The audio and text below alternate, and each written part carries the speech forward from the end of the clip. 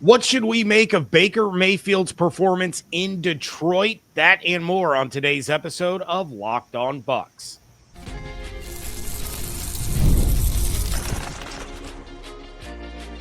You are Locked On Buccaneers, your daily Tampa Bay Buccaneers podcast. Part of the Locked On Podcast Network, your team every day. What's up, and welcome into this episode of Locked On Bucs, your daily podcast covering the Tampa Bay Buccaneers, part of the Locked On Podcast Network, your team every day. I want to thank you for making Locked On Bucs your first listen review every day. Don't forget you can subscribe or follow for free on YouTube or wherever you get your podcasts. And of course, you can follow along on Twitter. I am James Yarcho at JYarcho_Bucs. He is Evan Klosky at eKlosky WTSP. We are your credential members of the media covering the Tampa Bay Buccaneers. Of course, you can find Evan on 10 Tampa Bay, 10tampabay.com, and the 10 Tampa Bay Plus app. You can find me on this show with you Monday through Friday, as well as Bucs Report, if you're interested in such things.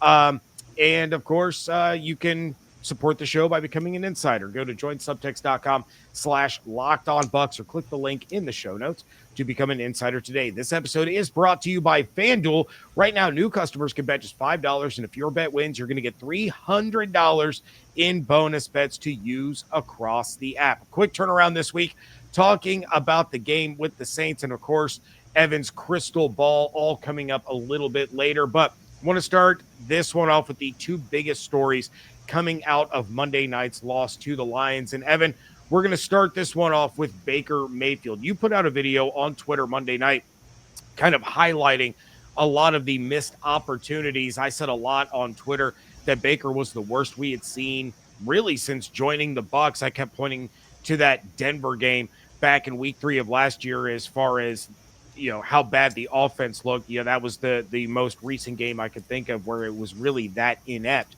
But what is it that we should make of Baker's performance, and is it a cause for concern moving forward? The QB rating was actually the second worst of his career. You got to go back to the first game he played against the Lions in 2023. That was technically via QB rating his worst.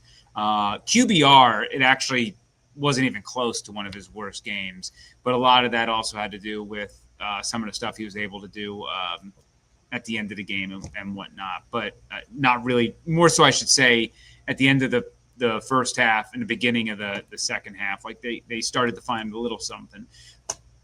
It was one of his worst games as a Buccaneer. He won some throws back. He missed some things that he usually hits. I did, after looking at the tape, want to give him a little bit of grace because I think everybody was in their head about the Lions' defensive front. And for good reason, because they ruined the Buccaneers' O-line. Yeah, and 30 pressures.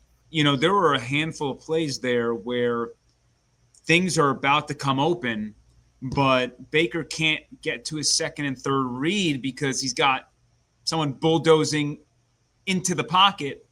And a lot of those pressures, you know, Graham Barton, terrible in that game. You know, Michael Jordan and Charlie Heck, I think, gave up 9 pressures each.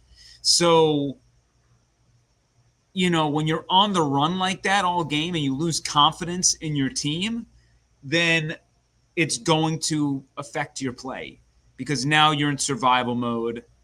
You're not comfortable back there. You're jittery. And that's what it looked like all night. His mechanics were off because, you know, whether he's nursing an injury or whether he was rushing, things were moving very fast for him, and they were moving fast for the offensive line. I thought it was pretty telling when he said, you know, I thought the offensive line held up great in the first half.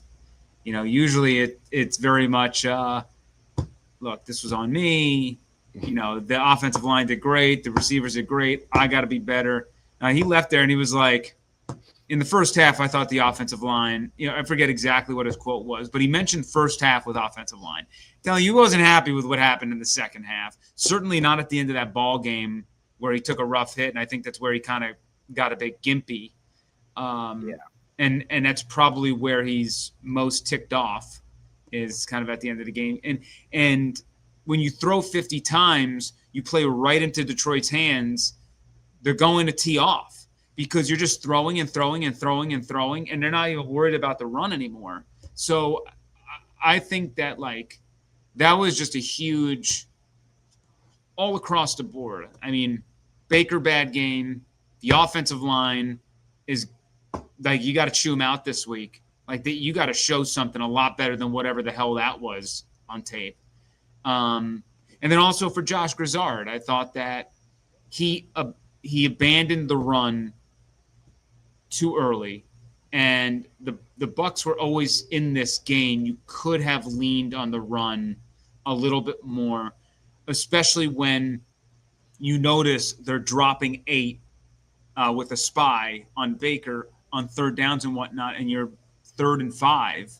I think you could have ran for chunk plays there and gotten them out of that a little bit, and that's sort of the chess match. But they never really felt like they had to maneuver out of that because they didn't really run out of that. So, yeah, I felt like there was more meat on the bone there, rushing-wise. And I just think that everybody's going to walk away from this game being like a lot of learning lessons. But do I think that, you know, I'm not gonna weigh this game so heavily to the point where it outweighs what I've seen 5 or 6 weeks from that offense. So, or I should really say 4 or 6 weeks. Atlanta wasn't great for the first half, but I kind of throw that in the trash. First game, it was rusty. And then the Eagles game, first half, was a mess as well. So let's see how they respond in New Orleans. It's going to be a tough game. But I'm not on the panic button. They have to fix some things. They got to work through it. But, you know, these games are going to happen. And the Detroit Lions are a Super Bowl contender for a reason. So I don't, you know, it is what it is. You went into their house.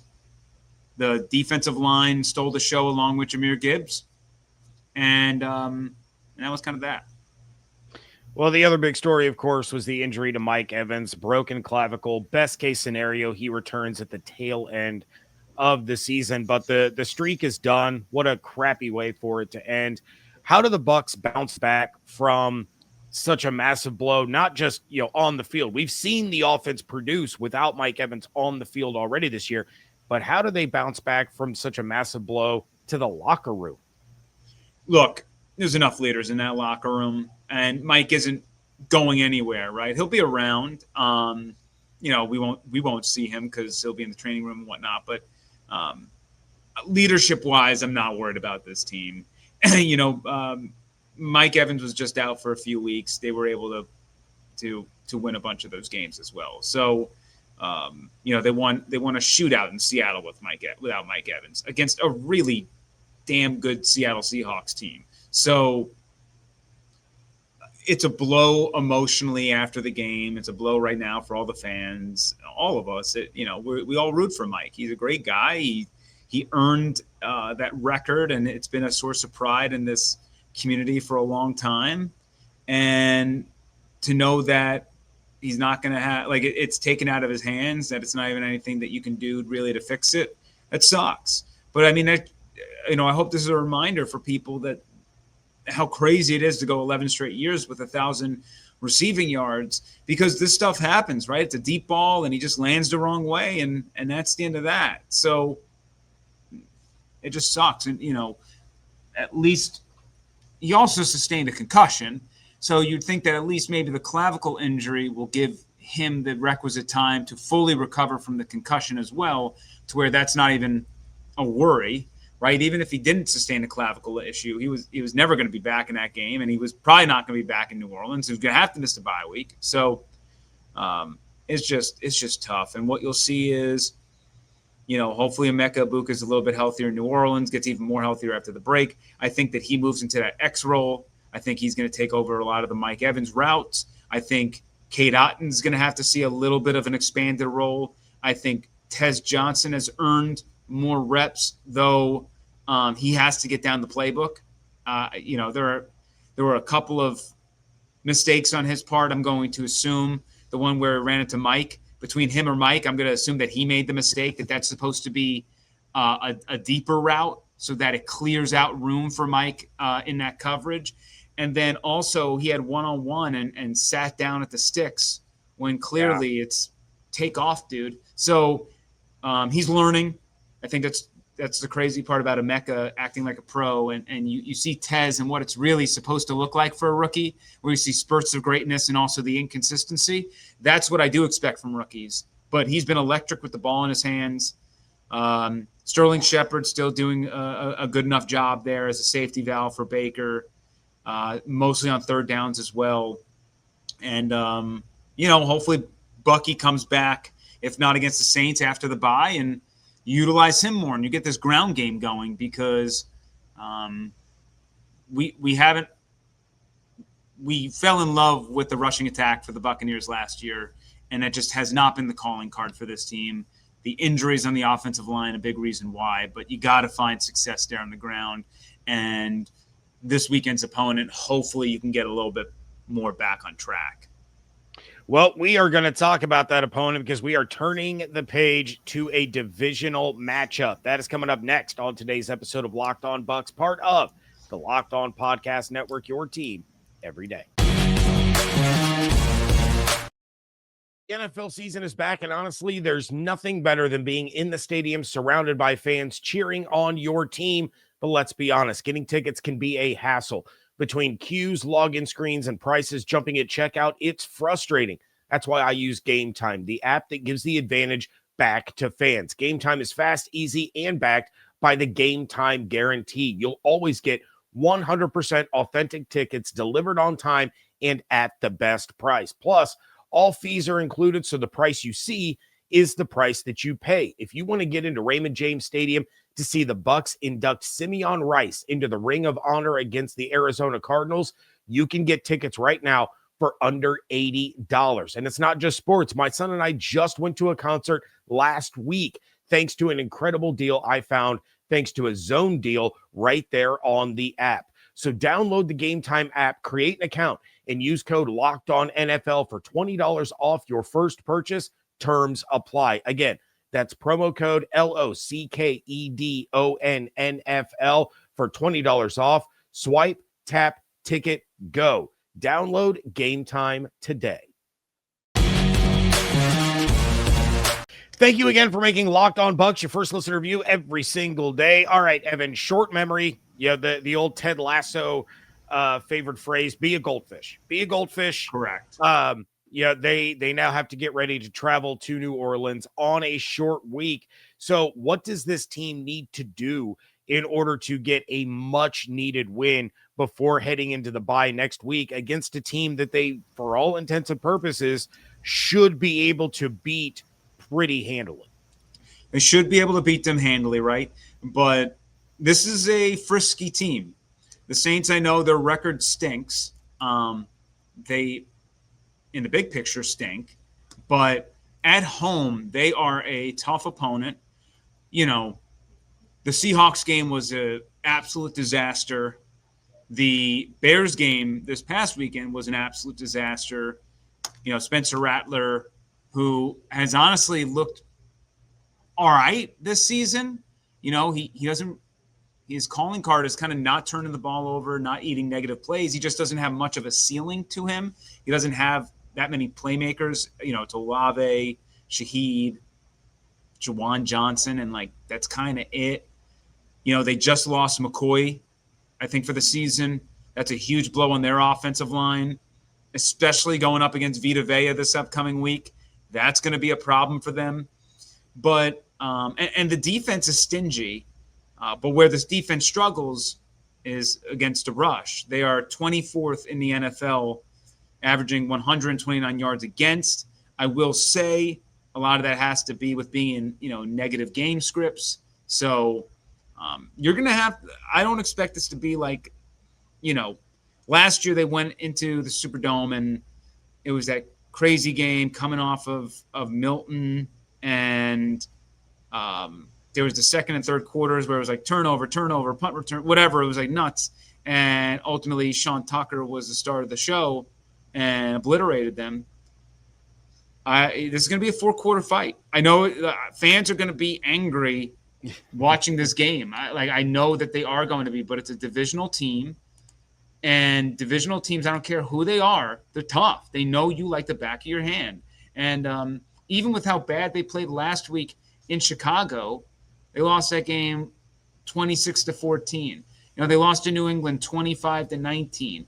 At Buffalo, that was like a one-score game all the way until near the end of the contest in Buffalo, against the Niners with Bosa, Warner. I think that was Mac Jones' first game, but a lot of their pieces. They barely lost to the Niners at home. And then, they suffered that close loss to Arizona in week 1, a reminder that Arizona can actually win a close game. We have forgotten that because it seems impossible for them. But I still don't believe that it happened, so yeah. I'm just going to live in that world. But I'm just painting the picture that this isn't a team I'm not expecting the Bucs to just roll all over them. They're a competitive, prideful group, but they have shortcomings with their talent, especially offensively. And Todd Bowles and his defense, if they perform like they did against the Lions with more tackles, they had double-digit missed tackles. If you can perform that way and just shore up the tackling a little bit more, they're gonna take care of business. But for the you would hope that the Bucs hold the Saints to 20 or less, and that should be a winning formula for the Buccaneers. Yeah, I mean, and if I'm the Bucs, I said this on the live show last night, or I'm sorry, Monday night. If I'm the Bucs, I'm coming out pissed off in this game. I am coming out, I'm angry at myself. I'm angry at the officiating. I'm angry at the Lions for winning. I'm just angry. And I would hope to see the Bucs hang a 50 burger on him again like they did last year. Now, I'm not expecting it, but that's kind of the hope. I'm just going to throw this out there. When facing his former offensive teammates, Emeka Egbuka's 3-0 this year. Just saying. Well, I don't know if that necessarily is going to be enough to get them over the hump walking into the stadium. But, obviously on paper it's a game. They should win.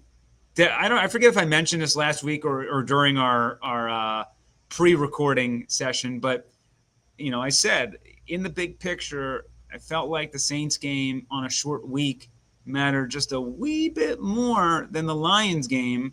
You did say that. Not that the Lions game didn't matter. It does, and certainly has potential implications later on in the playoffs, which you mentioned, and correctly so. But you got to take care of your division first. You take care of your division, you secure a home playoff game, and then you figure out where the chips fall from there, unless you can pull off the bye. But this is such a clumped NFC.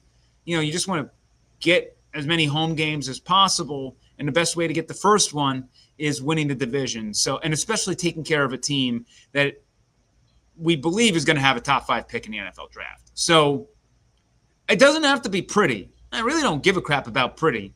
We're before the bye week. The team's beaten up.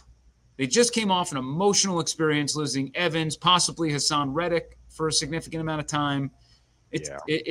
There are problems. So just win, get to the bye week, and you might have a little bit of the cavalry come back.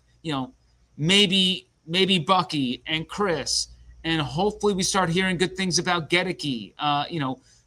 Hopefully as we get closer to December, McMillan's going to make a return. So, you just kind of hope that you can gather some of these impactful players and start to build some camaraderie and chemistry, because you're going to need that going into the postseason, if they make it there. And then my last thought is, just because everybody comes back at once late in the season doesn't – you still want to have a game or two with them. I always go back to the Rams playoff game in 2021. The entire defense was healthy for the first time all year. We're like, oh my God, they finally got everybody back. This is going to be an awesome unit. And they laid the biggest egg in the first half. Just absolutely horrific. And it just reminded us okay, maybe it's not that easy.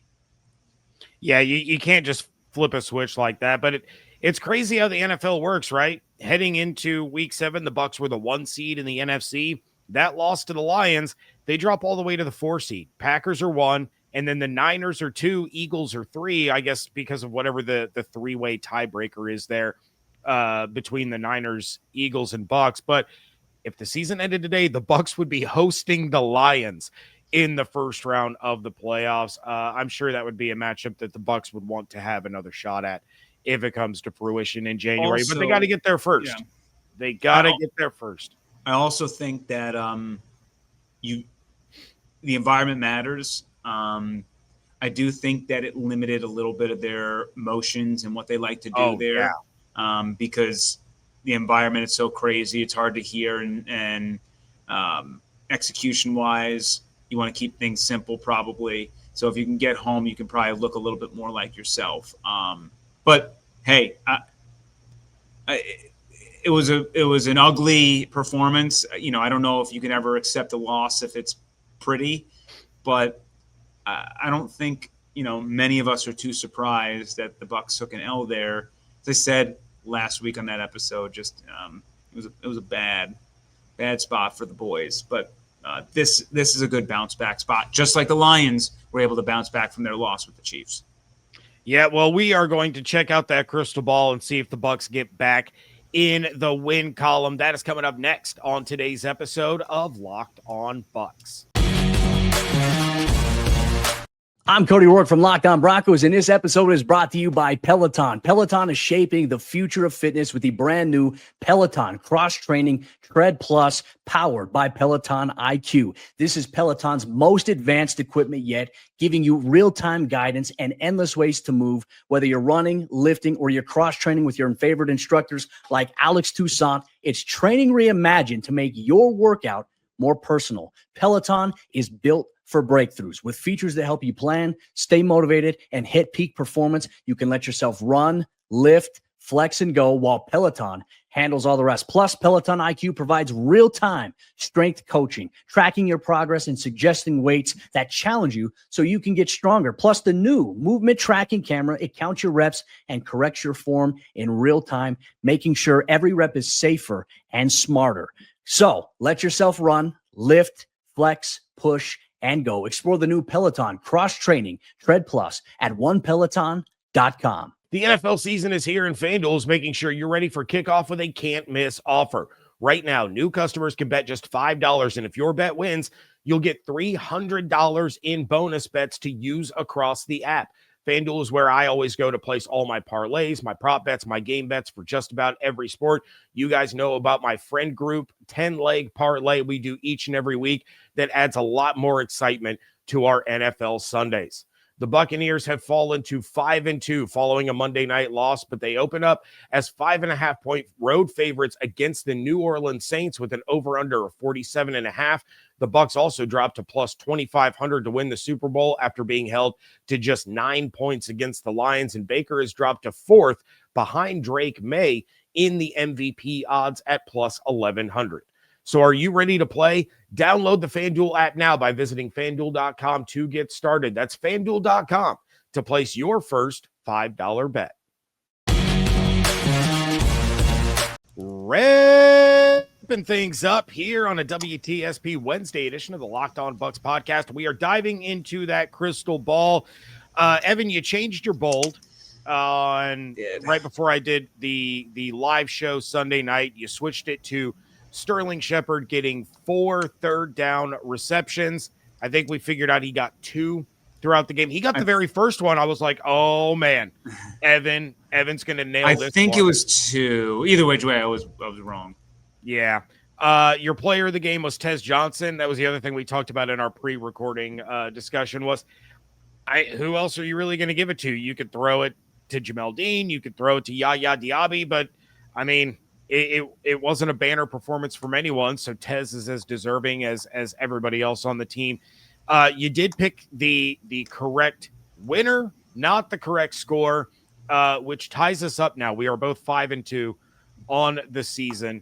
So let's get into this Bucs Saints game, and let's start with your bold prediction. What's the big one going to be? The bold prediction is that the Bucs will have their best rushing game of the season. They're going to run for the most yards on the ground up to this point this season.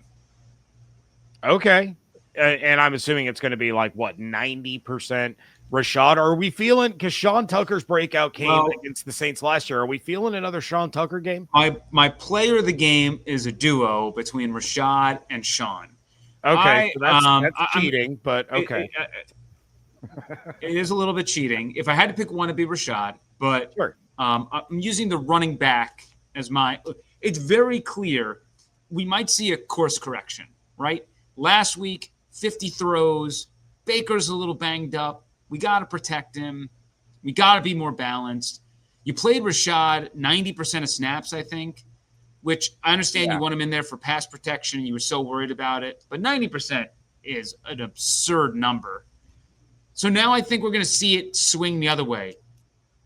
Let's establish ourselves on the ground. Let's be the physical team. We got dog walked last week. We need to bring the fight to them. And I think this is a team that's you can probably get some runs on. They have tremendous defensive pieces, but I want to see them wearing. I want to see, and not to mention you don't have Mike. You're kind of shuffling some pieces around here. I'm just going to go kind of push my chips in with the running game and say they're gonna have the performance we've been waiting for on the ground. And this is probably, it's one of, if not the best rushing matchup for the Bucs this season. I mean, Buffalo is way down there. So is Miami, but New Orleans 26th against the run, or I'm sorry, 31st against the run, 26th in rush yards allowed, 23rd in defensive rush success percentage.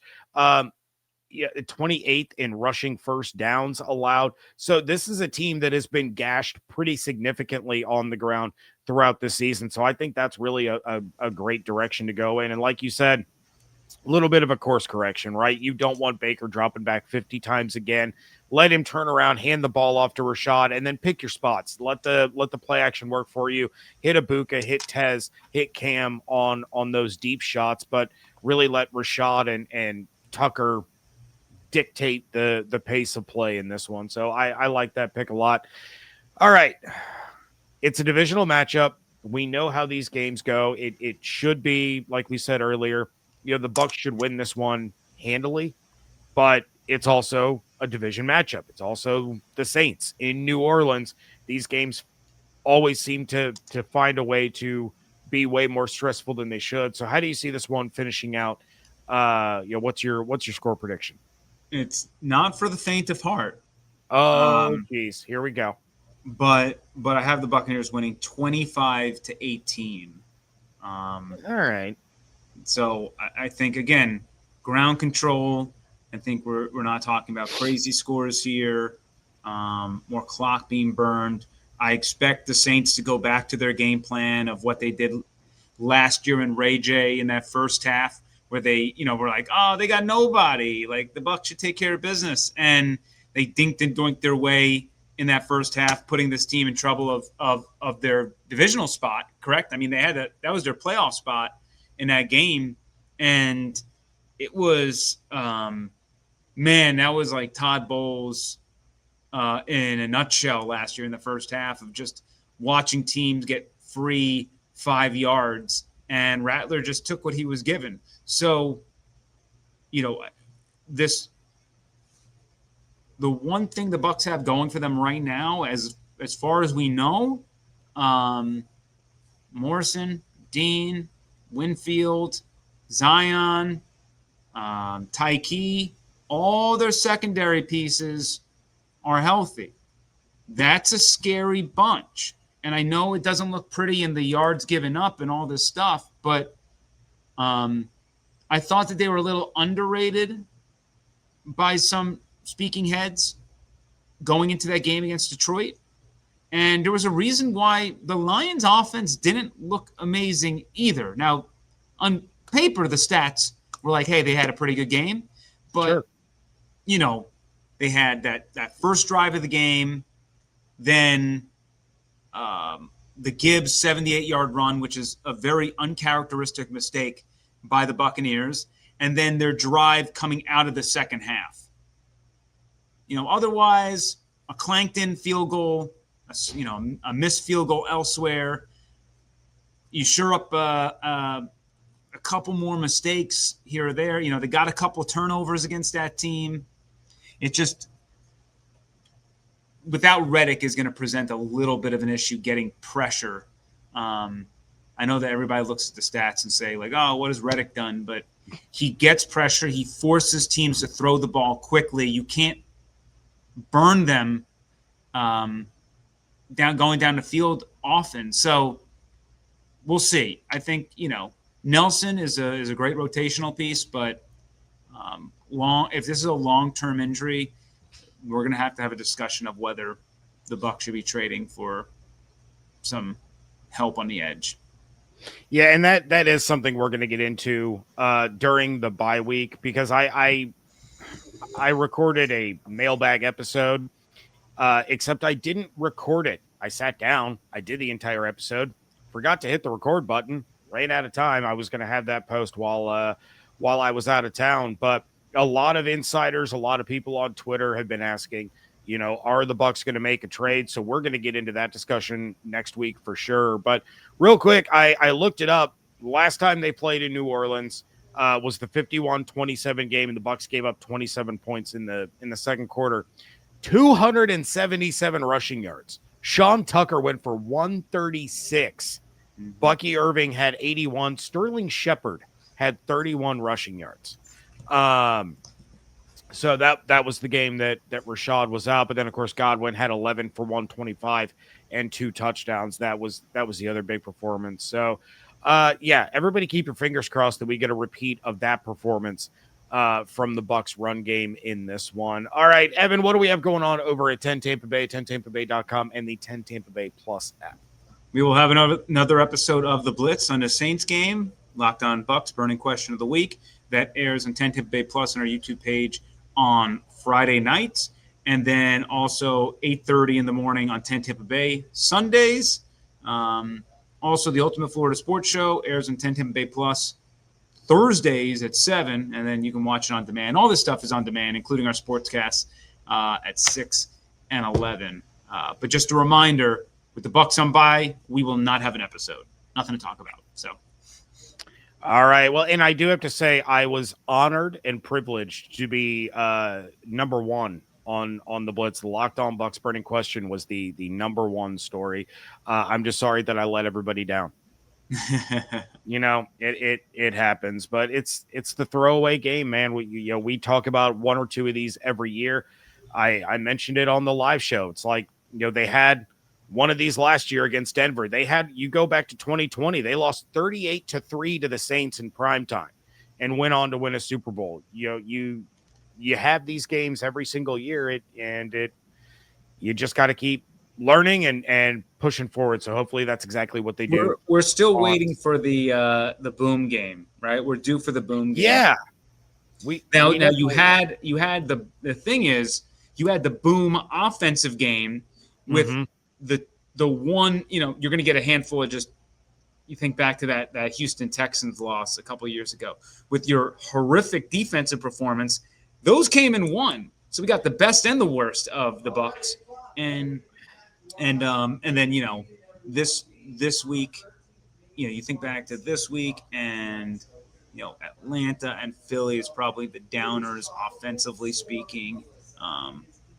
But, it has been a little bit Jekyll and Hyde with the offense, whereas the defense, we haven't really seen the defense ball out, but they've been a bit more consistent. We know what we're getting from the defense week to week. Yeah, they're going to give up an opening drive score, and then they're going to kind of buckle down and clamp down on the opposing offense, which, again, to their Dennis is going to miss 4 tackles, and we'll call it good.